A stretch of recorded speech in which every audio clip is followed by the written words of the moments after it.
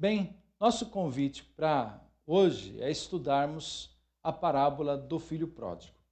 Semana passada nós falamos sobre a parábola da moeda perdida e que também faz parte do capítulo 15 do Evangelho de Lucas. E hoje nós vamos então conversar sobre a parábola do filho pródigo. Lembrando a você que ao final desse período de estudo, nós teremos momento de perguntas e respostas. Então, à medida que você estiver conosco aqui refletindo, seria muito bom você pegar um papel, uma folha de papel, um caderno, também fazer suas anotações, como nós colocaremos tópicos no slide para você acompanhar, você poder escrever, anotar, você poderá também anotar a sua pergunta, a sua dúvida ou um comentário que você queira fazer. Então você, ao final do nosso encontro, nosso estudo, momento de perguntas e respostas, você poderá fazer a sua pergunta nos comentários dessa transmissão ou algum comentário que você queira fazer, tá? Então nos comentários dessa transmissão você poderá fazê-lo e assim a sua participação será muito bem-vinda aqui conosco. Pois bem, a parábola do filho pródigo. Nós vamos ler esse texto um pouco tanto longo, porque compreende dos versículos 11 a 32 do Evangelho de Lucas, capítulo 15. Então, quero convidar você a pegar a sua Bíblia em mãos e poder acompanhar conosco a leitura desse texto. Lucas, capítulo 15, versículo 11 ao 32, diz assim: Um certo homem tinha 2 filhos, disse Jesus. E aí, um certo dia, o mais moço disse ao pai: Pai, quero que o senhor me dê a minha parte da herança. E o pai repartiu os bens entre os 2. Poucos dias depois, o filho mais moço ajuntou tudo o que era seu e partiu para um país que ficava muito longe. Ali viveu uma vida cheia de pecado e desperdiçou tudo o que tinha. O rapaz já havia gastado tudo quando houve uma grande fome naquele país. E ele começou a passar necessidade, fome. Então procurou um dos moradores daquela terra e pediu ajuda. Esse o mandou para sua fazenda a fim de trabalhar com os porcos. Ali com fome, ele tinha vontade de comer o que os porcos comiam, mas ninguém lhe dava nada. Caindo em si, ele pensou: quantos trabalhadores do meu pai têm comida de sobra, mas eu estou aqui morrendo de fome. Vou voltar para a casa do meu pai e dizer: Pai, pequei contra Deus e contra o Senhor, e não mereço mais ser chamado de seu filho. Me aceite como um dos seus trabalhadores. Então saiu dali e voltou para a casa do pai. Quando o rapaz ainda estava longe de casa, o pai o avistou e, com muita pena do filho, correu e o abraçou e o beijou. E o filho disse: Pai, pequei contra Deus e contra o Senhor, e não mereço mais ser chamado seu filho. Mas o pai ordenou aos empregados, dizendo: Depressa, tragam a melhor roupa e vistam nele. Ponham um anel no dedo dele e sandálias nos seus pés. Também tragam e matem o bezerro gordo. Vamos começar a festejar, porque esse meu filho estava morto e viveu de novo, estava perdido e foi achado. E começaram a festa. Enquanto isso, o filho mais velho estava no campo. Quando ele voltou e chegou perto da casa, ouviu a música e o barulho da dança. Então chamou um empregado e perguntou a ele: O que é que está acontecendo? O empregado respondeu: O seu irmão voltou para casa vivo e com saúde. Por isso, seu pai mandou matar o bezerro gordo. O filho mais velho ficou zangado e não quis entrar. Então o pai veio para fora e insistiu com ele para que entrasse. Mas ele respondeu: faz tantos anos que trabalho como um escravo para o Senhor. Mesmo assim, o Senhor nunca me deu nem ao menos um cabrito para eu fazer uma festa com os meus amigos.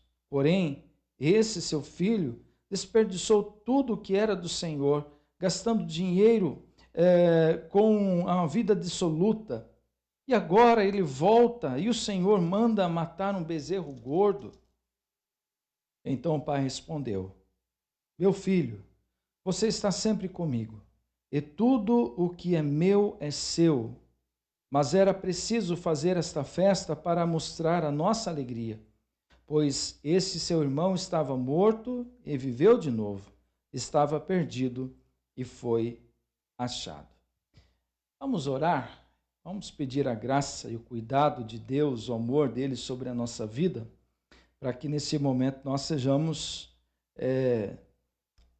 sobretudo, sejamos capazes, pela graça, pela misericórdia de Deus, entender aquilo que nós vamos estudar. Que o próprio Espírito Santo, então, venha nos instruir, nos ensinar esta manhã. Ore conosco. Senhor Jesus, a nossa gratidão pela manhã, por mais um dia, pela tua graça, pela tua misericórdia que se renovou sobre nós mais uma vez. Nossa gratidão pelo teu cuidado, pela tua provisão, a nossa gratidão pelo teu amor constante, esse amor que Paulo diz que nos constrange.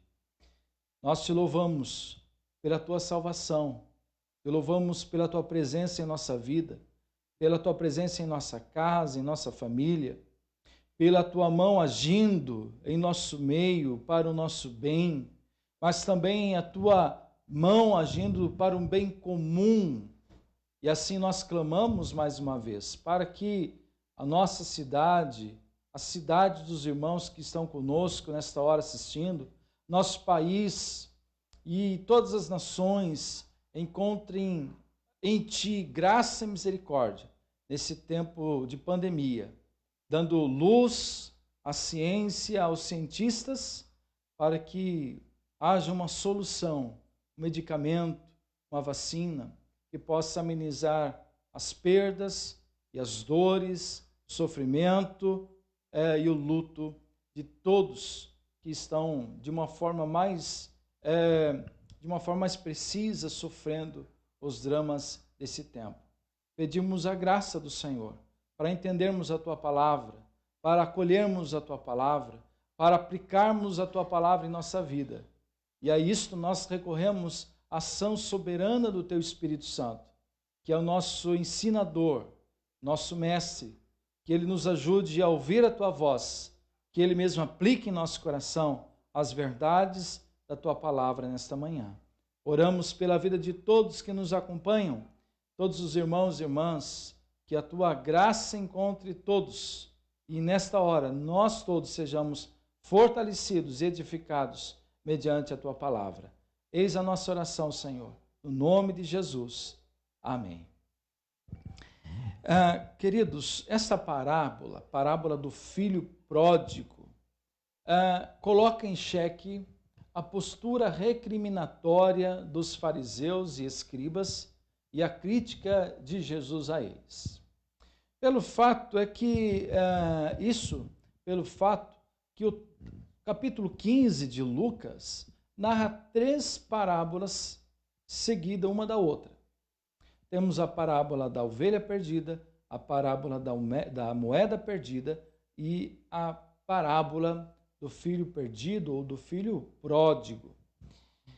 Nessas parábolas, o início do capítulo 15 retrata, versículo 1 e o versículo 2, essa postura recriminatória dos fariseus e dos escribas com respeito a Jesus.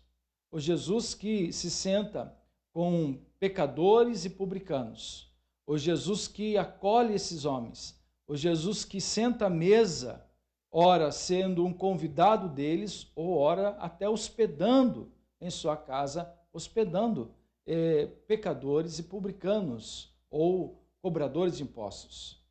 a esta crítica recriminatória dos escribas e dos fariseus, Jesus então também faz uma dura crítica a eles, a isto contando essas 3 parábolas, uma seguida da outra.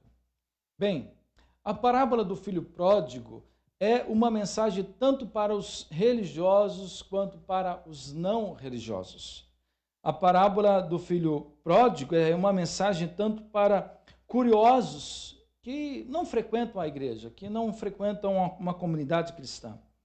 Também ela é uma mensagem para aqueles que a frequentam, aqueles que fazem parte de uma igreja. Mas aqui temos Jesus que fala tanto a um quanto ao outro, de um Jesus que tanto exorta um quanto exorta outro, de um Jesus que tanto ama um quanto também ama o outro. Muitos consideram essa história a história esplêndida, ou a melhor de todas as parábolas contadas por Jesus. Certamente está entre a mais querida de todas as parábolas, de todas as 40 parábolas que Jesus contou.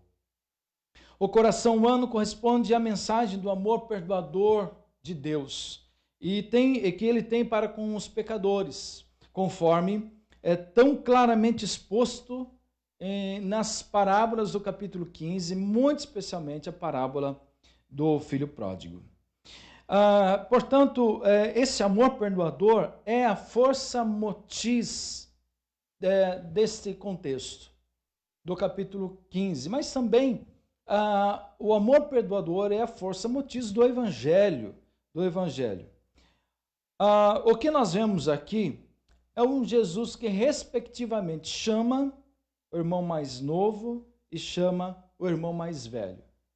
O Jesus que chama, agora vou falar no plural, os irmãos mais novos, e Jesus que chama os irmãos mais velhos, do qual eu e você estamos aqui incluídos nesses grupos, ora seja dos irmãos mais novos, ora seja dos irmãos mais velhos. Nós temos a estrutura desse texto. A estrutura desse texto é muito similar à estrutura das parábolas anteriores, seja da parábola da ovelha perdida e da parábola da moeda perdida. Nessas parábolas, nessas 3 parábolas do Evangelho de Lucas 15, nós temos na estrutura o perdido. Aí, por exemplo, temos a ovelha perdida, temos a moeda perdida e temos o filho perdido ou o filho pródigo. Também nessa estrutura nós temos um encontro. O pastor que encontra a ovelha, a mulher que encontra a moeda e o pai que tem um encontro, o reencontro com o filho. E, por fim, temos a alegria. Em ambos, após o encontro, eles festejam, há uma festa, alegria pelo reencontro, ou pelo reencontro daquilo que havia perdido. Nós temos também os ouvintes dessa parábola. Quem são esses ouvintes? Eles estão bem claros, presentes aqui no texto, no capítulo 15. Nós temos, primeiramente, os publicanos, capítulo 15, versículo número 2, diz que Jesus, certa ocasião, muitos cobradores de impostos e outras pessoas de má fama, a linguagem de hoje coloca má fama, mas outras versões colocam pecadores, tanto cobradores de impostos como pecadores. Ambos vão até Jesus, se assentam aos pés de Jesus para ouvi-lo. Então nós temos os publicanos, primeiro ouvintes de Jesus, que eram os líderes religiosos que observavam os costumes da lei e observavam com muito rigor, exigiam a mesma coisa das outras pessoas, que as pessoas observassem as leis com muito rigor. Consideravam impuro quem entrasse em contato com doentes, com pagãos e com pecadores. O segundo grupo de ouvintes de Jesus, os pecadores, são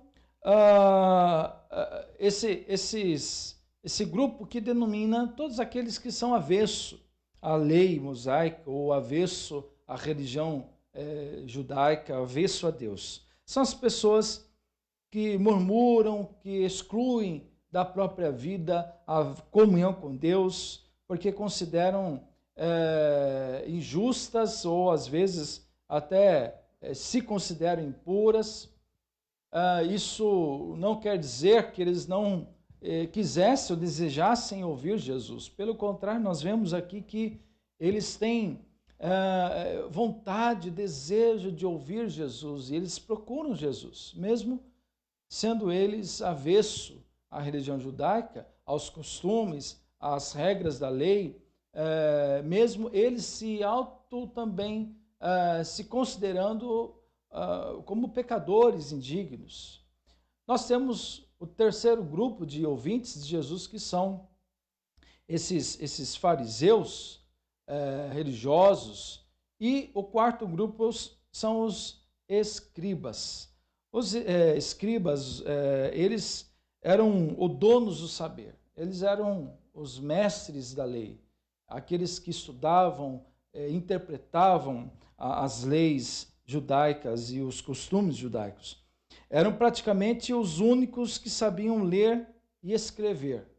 Havia uma boa parte da época de pessoas que não sabiam ler e escrever, mas todos os escribas eram doutos, conhecedores, interpretavam as leis, ensinavam as leis ao povo, como é que eles deveriam cumprir as leis. Jesus, porém, os repreende, dizendo que não praticavam o que ensinavam. Então nós temos os publicanos, os cobradores de impostos, da qual a população não gostava deles. Temos os pecadores, aqueles que eram conhecidos, chamados de indignos, ou eles mesmos abraçavam esse rótulo e se consideravam indignos pela vida, pela direção da vida, pela orientação do viver, pelos seus costumes, hábitos, pela sua postura, enfim. E aqui nós chegamos ao enredo da história. O enredo são os dramas, a história que Jesus vai contando de cada parábola. Agora, para nós que nos interessa, que é a parábola do filho pródigo, o enredo, a trama que acontece entre os personagens. Eles são bastante simples. A história conta de um pai que tinha 2 filhos. O caçula pediu sua parte na herança. Ao receber, logo partiu para uma terra muito distante, e nessa terra ele esbanjou tudo o que havia ganhado do pai, com prazeres sensuais, com uma vida fútil, e voltou para casa arrependido, e para sua surpresa foi recebido de braços abertos pelo pai. Essa recepção, portanto, no entanto, isolou o irmão mais velho, que ficou profundamente indignado, contrariado. A história chega ao fim com o pai insistindo para que o filho mais velho celebre com ele, entre na casa, festeje, participe da recepção de boas-vindas ao irmão mais novo e também lhe desse o seu perdão. O título, Filho Pródigo, não é correto intitular essa parábola como a parábola do filho pródigo, pelo qual geralmente esse texto de Lucas 15, 11 a 32 é conhecida. A razão de nós não utilizarmos ou darmos o título a esta parábola do filho pródigo, a razão disso é que não se pode destacar somente um dos filhos como o foco da história, como o vilão daquela trama. Até porque o próprio Jesus não se refere a ela como a parábola do filho pródigo. Esse título, ou esses títulos que nós temos na nossa Bíblia, parábola do filho pródigo, parábola da moeda perdida, parábola da ovelha perdida, eles não estão nos originais, não aparecem nos escritos grego do Novo Testamento. São posteriormente, pela tradição, pela igreja, colocados aí. Não existe título a não ser no livro dos Salmos, que nós encontramos alguns títulos, Salmo de Asaf, Salmo de Davi, Salmo dos filhos de Coré, mas no restante da Bíblia dificilmente nós encontramos, especialmente nos evangelhos. Então nem Jesus dá um título a esta história, a esta parábola. A narrativa diz respeito tanto ao irmão mais velho quanto ao irmão mais novo, tanto ao pai quanto aos filhos. E o que Jesus afirma sobre o irmão mais velho constitui uma das mais importantes lições que aprendemos na Bíblia. A palavra pródigo, na verdade, significa esbanjador imponderado, aquele que esbanja. E a ideia é de gastar até o fim. A ideia que essa palavra traz é de gastar até o fim. Então, na história, esse adjetivo se aplica ao pai e ao filho, ao pai e aos filhos. Podemos dizer, por exemplo, os pródigos, os dois filhos pródigos.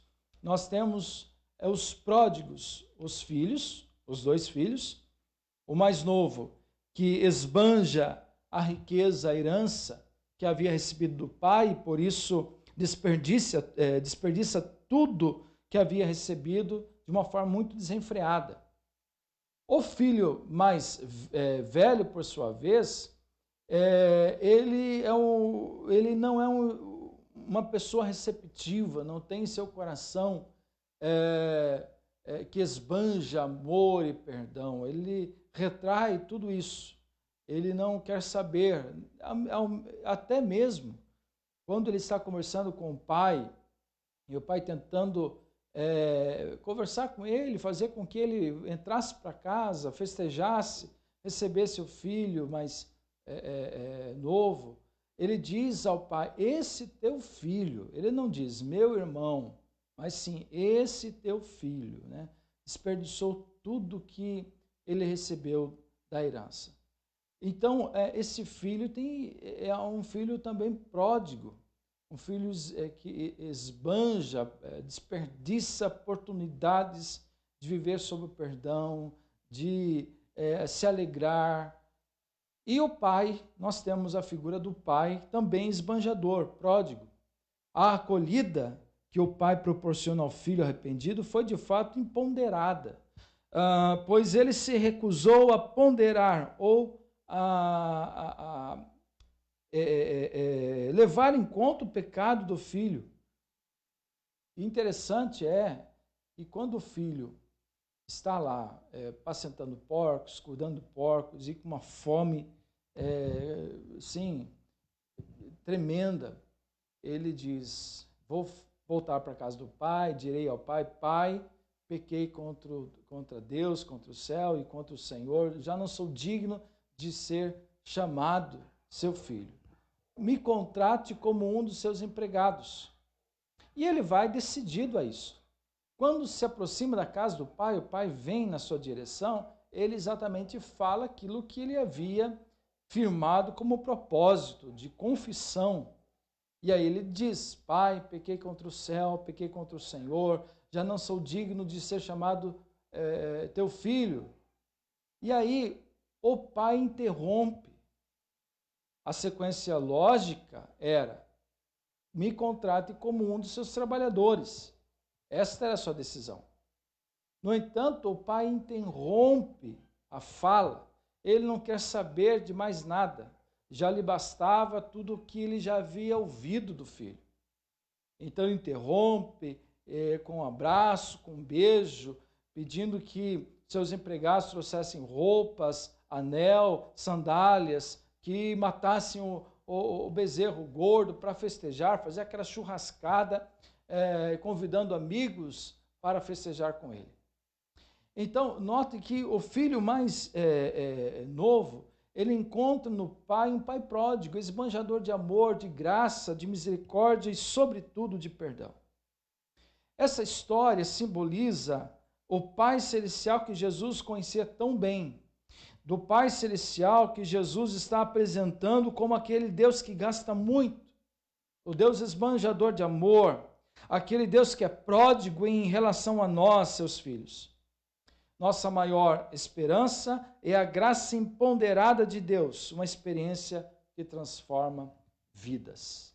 E aí nós chegamos à herança, que é o tema, que é objeto de desejo do filho mais novo e é objeto de contestação do filho mais velho. A herança, um homem podia deixar seus bens para seus herdeiros mediante testemunho definitivo. Hebreus capítulo 9, versos 16 e 17 fala sobre isso. E nesse caso era obrigado pelas estipulações da lei, havia recomendações, e o primogênito poderia receber então 1/3 da totalidade dos bens do pai. Uma lei mosaica em Deuteronômio capítulo 21, verso 17. Mas poderia distribuir dádivas antes de morrer. Distribuir algum bem, algum dinheiro, alguma propriedade, assim, se chamava dádivas. Quem recebeu o capital não poderia receber até a morte do doador. Então ficava em usufruto, como nós aqui em nosso tempo, nosso contexto assim conhecemos. Usufruto dos filhos, tanto do mais novo quanto do mais velho. Poderia vender o capital se quisesse, mas o comprador só poderia tomar posse daquilo depois da morte do pai. Vemos essa situação no caso do irmão mais velho, ou do filho mais velho.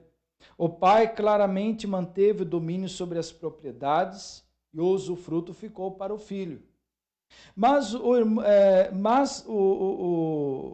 que nós vemos aqui é que o próprio pai, no verso 31, diz ao seu filho mais velho: tudo que é meu é teu. E o pai, embora o filho poderia viver ali, e toda a propriedade do pai agora era dele por usufruto, mas se ele quisesse algo, tudo que ele quisesse, algo, o pai ia dar a ele, como doação, né? Fazer doações, e isso estava na lei, e era cumprida na época de Jesus. Uma oferta, uma doação, um dinheiro, não apenas um cabrito, um bezerro, para que o filho mais velho pudesse festejar com os seus amigos. O que há de incomum no pedido do filho mais novo é que ele quis o capital todo. Ele não quis uma doação, ele não quis um agrado do pai, não quis um dinheiro para tentar a vida fora daquela região, para estudar na faculdade, para ir para outro país a fim de trabalhar. O que ele quer é todo o capital. Isso é incomum, porque isso só se aplicava após a morte do pai. Isso não quer dizer que ele desejava a morte do pai. Isso apenas aponta o seu coração, onde é que o seu coração estava posto, colocado. E esse poderia ser dado, e foi dado nesse caso. Aqui o pai acaba dando, mas era algo longe de ser uma prática comum para a época. O contexto desta parábola, e aqui a pergunta é qual é a história, qual o lugar histórico da parábola, ou seja, qual é o seu contexto. Um estudioso chamado Joaquim Jeremias, ele diz que é de opinião que a situação histórica, o contexto em que essas 3 parábolas são contadas, é a comunhão à mesa. Jesus se senta à mesa com publicanos e pecadores, e isto torna-se objeto de recriminação. Isso se torna objeto de rejeição por parte dos fariseus e dos escribas. Eles não entendem, eles não aceitam que Jesus se sente com pessoas assim. Interessante que no Oriente Médio, até hoje, convidar um homem para uma refeição, uma pessoa, homem, mulher, para uma refeição, é uma honra. É uma oferta de paz, de confiança, de fraternidade e de perdão. Em suma, compartilhar de uma mesa significa compartilhar da vida. Quando Jesus senta à mesa, ora, sendo convidado pelos publicanos e pecadores, ora, sendo Jesus quem os convida para sentar à mesa com ele em sua casa, na verdade, Jesus, sentado à mesa com eles, está proporcionando, ofertando paz, confiança, fraternidade e, sobretudo, perdão. O fato de Jesus sentar-se à mesa, então, é a causa de toda essa recriminação dos fariseus e escribas, e a isso Jesus se defende, ilustrando nessas parábolas o amor perdoador de Deus Pai. E aí chegamos à questão: quais são as lições que nós aprendemos aqui? Quais são as lições que podemos aprender nesta parábola? E aqui são 3 lições. Na verdade, são 2 e uma consideração final. Primeiro lugar, os 2 tipos de pessoas. A maior parte das interpretações dessa parábola concentra-se na saída e na volta do irmão mais novo, ou então o filho pródigo. No entanto, essa abordagem não reflete a verdadeira mensagem da história por trás dessa parábola, pois ela nos apresenta 2 irmãos, desde o princípio. Jesus inicia dizendo que havia um pai que tinha 2 filhos. Jesus já deixa bem no início da sua história, da sua narrativa, já deixa bem claro que diz respeito à história de um pai que tinha 2 filhos, não de um pai que tinha um filho pródigo. Não, ele fala de 2 filhos. Então, isso é claro. E cada filho simboliza um modo diferente de alienação de Deus. A palavra alienação muito usada na filosofia e depois boa parte da teologia do século passado, alienação como ideia de separação. Você está alienado, não apenas separado, mas subjugado a uma outra força. No caso desses 2 irmãos, poderíamos dizer que eles estão alienados, separados e sob uma força. Ora, o filho mais novo, sob a força do dinheiro, sob a força do que o dinheiro lhe poderia dar, desse espírito de independência. Independência do pai, independência da casa do pai, de uma aventura de vida, de tomar rumo da própria história. Mas o filho mais velho também é um alienado de Deus, é um separado, embora estão na casa do pai, está dominado, subjugado pela sua própria moralidade, daquilo que ele pensa ser correto, da sua própria autoconfiança de que o que ele faz é o bem, o que ele faz é o correto, ele se vê como uma pessoa muito justa. Ambos os filhos estão alienados de Deus e nesta alienação estão subjugados ora, pelo dinheiro, pela independência, ora, pela moralidade, pelo estado de autojustificação. Bem, é muito importante observar o contexto histórico em que Jesus situa o ensino aqui. Nos 2 primeiros versículos do capítulo, Lucas registra a presença dos 2 grupos de pessoas que foram ouvir Jesus. Primeiro, nós temos os coletores de impostos, ou os cobradores de impostos, e os pecadores. Essas pessoas são representadas pelo irmão mais novo, aquele que saiu da casa, aquele que não quis saber do pai, aquele que queria ir para um lugar muito distante, viver a independência. Esses não obedeciam às leis morais, essas pessoas, seja os pecadores e os cobradores de impostos. Não eram pessoas que não obedeciam às leis morais da Bíblia, nem às regras de pureza cerimonial, que eram muito observadas por esses 2 grupos, fariseus e escribas. Esses viviam uma vida dissoluta. Esses pecadores viviam uma expressão que nós encontramos na Bíblia, na versão João Ferreira de Almeida atualizada, diz que eles viviam essa vida dissoluta. À semelhança do irmão mais novo, também eles saíram os pecadores e publicanos, saíram da casa, abandonando a moral tradicional das famílias às quais pertenciam. Isso retrata muito o comportamento familiar hoje. A cultura, a tradição que era passada de pais a filhos, de filhos aos seus filhos, essa cultura nossa, por exemplo, aqui da nossa região, você, a sua cultura familiar, e a gente vê quanta mudança nós temos. Talvez nós mesmos já mudamos nosso comportamento, nosso conceito, nossa visão, muitas vezes de mundo e de educação familiar. Há umas décadas atrás, quando se falava em família, como nesse mês de maio estamos celebrando a família, quando se pensava em família, a imagem típica, né, chamada como normal, que vinha à nossa mente era de um homem, de uma mulher, pai, mãe e dos filhos. Mas esta imagem, conceito de família, especialmente nessas últimas 3 décadas e especialmente nessa última década, mudou muito e drasticamente.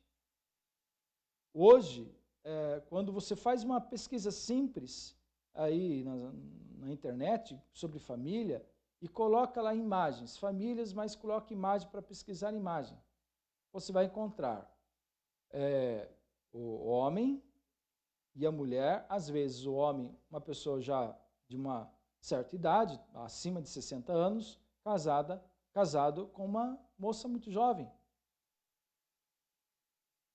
Aí você consegue entender o quadro. Não tipicamente que a pessoa tenha ficado viúvo, mas os lares hoje, casamentos rompidos, divórcios, e o homem acaba se casando com uma mulher muito mais nova que ele. O contrário também é verdade. Você faz uma pesquisa sobre família e vai aparecer uma imagem de uma mulher mais velha, casada com um moço que poderia ser filho dela. Além disso, você vê outras imagens, outras figuras. Você vê a família formada de um homem, mulher, os filhos, e às vezes os filhos casados, um homem, filho casado com outro homem, ou uma filha casada com outra mulher. Ou casal, são do mesmo sexo. Então, quando a gente olha para a família na formatação do tempo nosso atual, ela já é totalmente diferente do que era na tradição passada. E é isso que o texto está dizendo aqui. É isso que Jesus está querendo dizer dessa questão da tradição, das regras de pureza, das cerimônias e daqueles que são chamados de publicanos e pecadores, que eles abandonam a moral tradicional da família, às quais eles pertenciam. Como também eles abandonam os costumes, os bons costumes da sociedade do seu tempo. O segundo grupo de ouvintes de Jesus são formados pelos fariseus e escribas, ou mestres da lei, aqui representados pelo irmão mais velho. Eles se apegavam à moral tradicional, aprendida desde a infância, passada de geração em geração na sua família, todas as regras e posturas morais e éticas, eles se apegavam muito a isso. Estudavam as escrituras e as obedeciam rigorosamente. Eram adoradores fiéis e estavam sempre em oração. Contudo, para Jesus, eles também são pródigos. Eles também retratam a figura de uma pessoa auto-justificada, que auto se justifica, e a sua conduta e a sua vida também é resoluta, é dissoluta. A sua vida também é desperdiçada com aquilo que não é evangélico, com aquilo que não é reino de Deus. Mas temos aqui a segunda lição, as reações do amor pródigo do Pai. Lucas nos mostra como cada grupo reagiu a Jesus de modo bem diferente. O tempo progressivo do verbo, aqui traduzido aproximavam-se, que esses publicanos e pecadores aproximavam-se de Jesus, comunica a ideia de atração exercida por Jesus. Como é que Jesus tinha o poder de atrair esse tipo de pessoas para ele? Interessante que os publicanos e pecadores são atraídos por Jesus, mas assim de uma forma diferente do que outros grupos. Por exemplo, haviam grupos de pessoas que eram atraídas por Jesus por causa dos milagres que Jesus fazia. Havia também os religiosos, o outro grupo, e muitos deles eram os fariseus e escribas, que eram atraídos a Jesus, mas com a finalidade de questionar Jesus, de pôr à prova Jesus, e de ver uma fresta, uma brecha, que Jesus deixasse ali, que contrariasse os costumes e a lei judaica. Mas os publicanos e pecadores eram atraídos a Jesus de uma forma muito diferente. Eles são atraídos a Jesus não pelos milagres, mas pelas palavras de Jesus. Lucas capítulo 15, verso 1 diz que eles se aproximavam de Jesus para ouvir Jesus. As palavras, o ensino de Jesus atraíam, mexiam com o coração daqueles homens, desse grupo de pessoas. E é interessante que eles estavam sempre se reunindo em torno de Jesus. Já no caso do irmão mais velho, essa aproximação, esse fenômeno, deixava os religiosos e moralistas autojustificadores, intrigados e muito irritados. Tanto é que Lucas resume o sentimento deles dizendo assim: este homem recebe pecadores e até come com eles. No antigo Oriente Próximo, então, sentar-se à mesa com alguém era sinal de aceitação. É como se eles estivessem dizendo: como Jesus se atreve a interagir com publicanos e cobradores de impostos e pecadores? E como é que Jesus interage com esses? Essa gente jamais frequentou nossos cultos. Por que então eles estão atraídos pelos ensinos de Jesus? Não é possível que ele lhes esteja declarando verdades como nós fazemos. Ele só pode estar dizendo o que eles querem ouvir, é impossível. Esse elemento questionador dos fariseus e escribas sobre a atitude de Jesus de acolhimento, de recepção, de braço estendido a esses homens, a esse grupo de pecadores e cobradores de impostos. Essas reações do amor pródigo, esbanjador de graça, de perdão, de misericórdia, de acolhida, é incompreensível para os filhos mais velhos.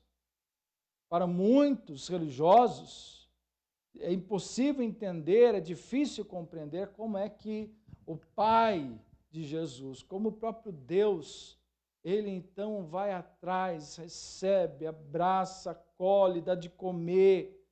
Como é que Deus pode atrair tais pessoas para si, impuras, indignas, malfeitoras, corruptas, como os cobradores de impostos, a maioria deles eram? Como é que o santo se assenta com o pecador? E é isso que eles não entendem. Eles não acreditam num Deus capaz de fazer isso.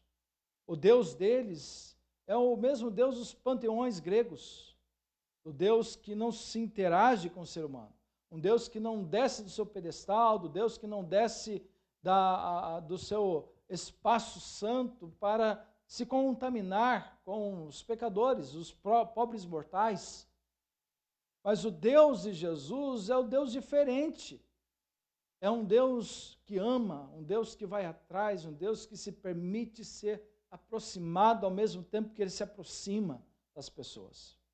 Esse é o Deus do cristianismo, é o Deus de Jesus, é o Deus que nos chama, é o Deus que nos acolhe, o Deus que nos abraça, é o Deus que nos envolve, é o Deus que nos perdoa, é o Deus que apenas quer ouvir o que é essencial, o arrependimento do nosso coração, sincero, genuíno.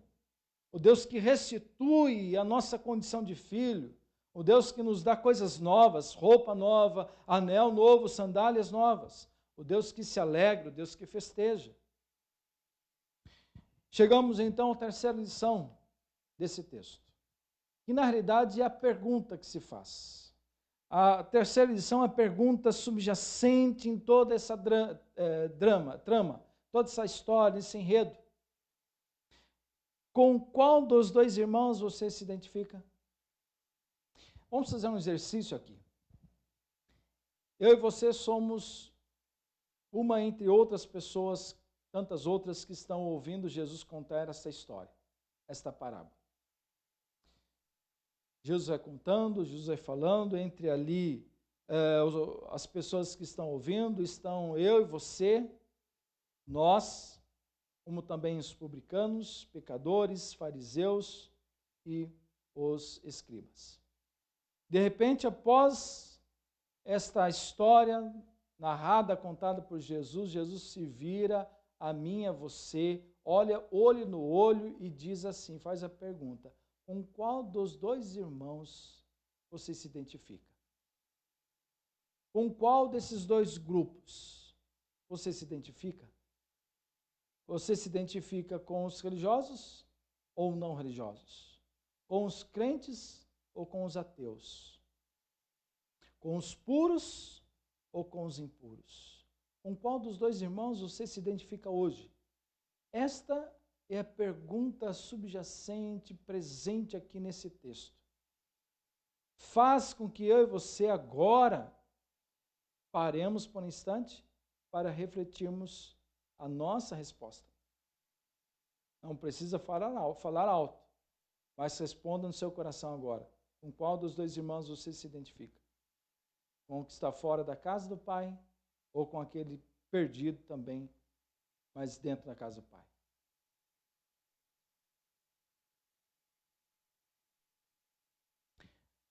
Lucas mostra a nós que esses dois irmãos reagem de formas diferentes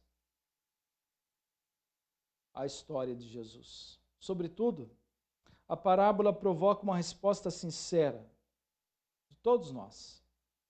Com a qual dos dois irmãos nós nos identificamos hoje?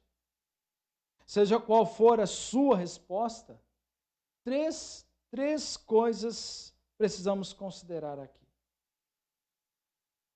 Seja qual for a sua resposta, três coisas precisamos considerar aqui. Primeira, e aqui eu quero chegar à aplicação da nossa parábola. E aí você pode se preparar, se tiver alguma pergunta para fazer, coloque aí nos comentários. Ou se você tem algum comentário daquilo que nós estamos estudando, você pode fazer também, coloque ali nos comentários da nossa transmissão. Três coisas precisamos considerar, seja qual for a sua resposta à pergunta sobre quais dos dois irmãos você se identifica. Primeira coisa a considerar é, considere que o amor do Pai excede a nossa compreensão. Considere que o amor do Pai excede a nossa compreensão. É interessante que ambos os irmãos, tanto o mais novo quanto o mais velho, estavam perdidos e não entendem, não compreendem o amor do Pai. Amor esse pródigo, amor esse esbanjador de graça, um amor que se alegra pelo retorno do filho perdido, de um amor que abre a porta do próprio coração antes de abrir as portas da casa, para acolher em graça o filho arrependido. Um amor esbanjador de graça que também sai para fora da casa ao encontro do filho mais velho, indignado, revoltado, irritado, contrariado. Esse amor esbanjador de graça que vai ao encontro desse filho mais velho, que não entende como o pai pode perdoar e festejar o retorno daquele que havia saído, sem sequer deixar informações, sem sequer deixar o endereço do seu paradeiro. E ainda este pai recebe de volta com honrarias, com alegria, com festa, com louvor. Primeiramente, então, considere que o amor do Pai excede a nossa compreensão. O apóstolo Paulo disse exatamente desta falta de compreensão que temos. não apenas do amor, da paz de Deus que excede toda a compreensão, desse amor que Paulo diz que nos constrange. Segunda coisa a considerar, considere a necessidade da fé e coragem. Por que eu digo que é necessário considerar a necessidade da fé e coragem? Porque, queridos, para fazer o que o filho mais novo fez, de fazer algo incomum, de pedir algo incomum, de dar a parte total do que lhe cabe da herança, coisa que ele ia receber apenas após a morte do pai, ele tem que ter coragem para isso. Não apenas a coragem para pedir o dinheiro, a parte da herança, mas a coragem para abandonar a casa do pai, para dizer, pai, não preciso mais de você, eu quero ver minha vida independente, olhar no olho do pai e dizer, não quero mais nada com você, tanto é que eu vou para uma terra muito distante. Não dá tempo do pai gerir, nem se despedir, porque passados poucos dias ele já junta tudo o que tem e vai embora. Não deixa o endereço para o pai visitá-lo, para mandar uma carta, para tentar saber como que estão as coisas, se está tudo bem. A segunda coragem, e talvez esta é mais notória, é a coragem do retorno, da volta e do arrependimento. Ele caindo em si, diz o texto, essa consciência do Evangelho, que o Espírito Santo coloca na nossa vida, quando cometemos erros, pecados, nos desviamos, e aí caindo em si, a consciência do Evangelho, a ação do Espírito Santo em nós, interagindo conosco, nosso coração, nos dando a coragem de arrepender-se, porque o orgulho humano, e você pode ser uma pessoa muito orgulhosa, o orgulho humano nos faz ser incapazes de pedir perdão e de reconhecer os nossos erros. Se você é uma pessoa que sofre com orgulho, você sabe do que estou dizendo. Considerar a necessidade de fé e coragem é muito importante. Porque só coragem sem fé não adianta nada. Você pode ter a coragem de falar, mas não a fé que será acolhido pelo Pai. Você pode ter fé, mas sem coragem também é falha, é inútil. Você precisa tanto da fé quanto da coragem. Da fé para o arrependimento sincero, genuíno, reconhecendo, colocando sob o chão, subjugando o orgulho daquele que saiu da casa, cheio de si, arrogante, independente, e voltar arrependido. Você precisa de fé para isso. Coragem que a própria fé nos estimula, nos motiva para chegar com o coração arrependido e dizer, Pai, não pequei apenas contra o Senhor, eu pequei contra os céus, eu pequei contra Deus e também contra o Senhor.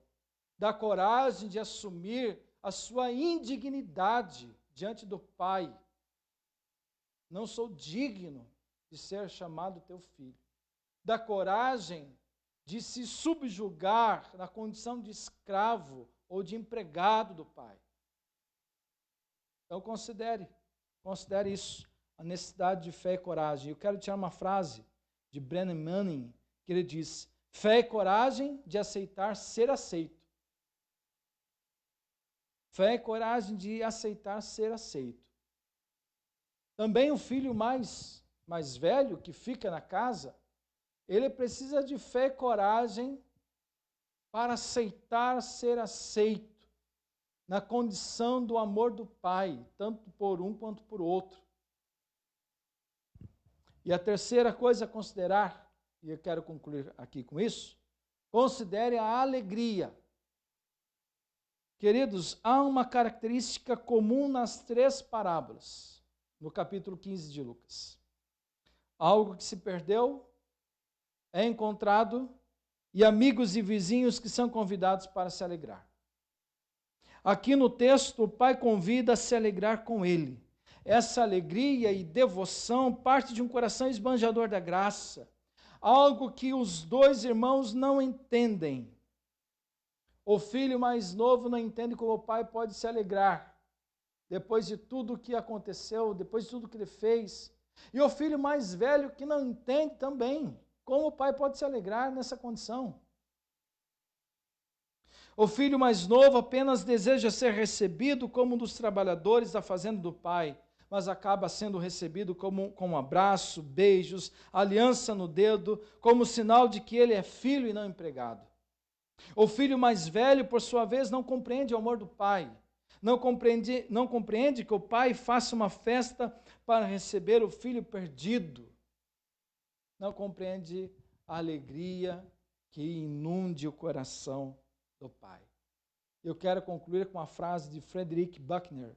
Ele diz assim: creia que as boas novas de que somos amados, são melhores do que jamais ousaríamos sonhar. Creia que as boas novas de que somos amados são melhores do que jamais ousaríamos sonhar.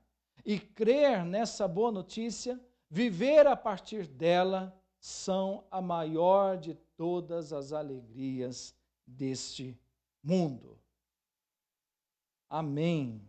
Que nós, na graça infinita, nesse amor de Deus, sejamos fortalecidos, sejamos edificados, sejamos encorajados pelo amor esbanjador, pelo amor cheio de graça, pelo amor perdoador do Pai a cada um de nós, tanto se você se identifica com o filho mais novo ou com o filho mais velho. Gente, nós vamos para o momento de perguntas e respostas. Estou vendo aqui se alguém fez alguma pergunta. E parece que não, né? Eu não vi pergunta nenhuma aqui.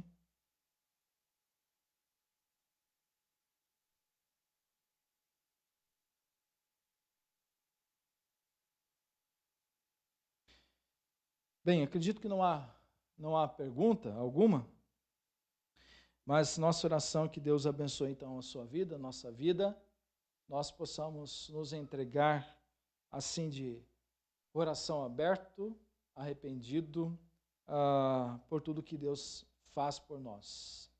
Ora sendo nós irmãos mais velhos, ora sendo nós irmãos mais novos. Deus abençoe a sua vida. Nossa oração é que nós possamos aplicar, pela ação do Espírito Santo, buscar aplicar em nossa vida o que nós ouvimos, o que nós aprendemos nesta manhã. E nosso convite para você estar conosco à noite, às 7 horas da noite, sintonizados aqui no Facebook da nossa igreja, a fim de juntos celebrarmos, louvarmos a Deus, sermos edificados pela presença e pela palavra de Jesus em nosso meio. Deus abençoe muito a sua vida. Tenha um bom domingo e até a noite, se Deus assim nos permitir. Nossa gratidão a todos vocês que nos acompanharam, irmãos aqui da nossa igreja e outros demais irmãos que sempre estão conosco aqui de outras cidades, amigos nossos. Nossa gratidão a todos vocês. Um bom domingo e fiquem na paz do Senhor Jesus.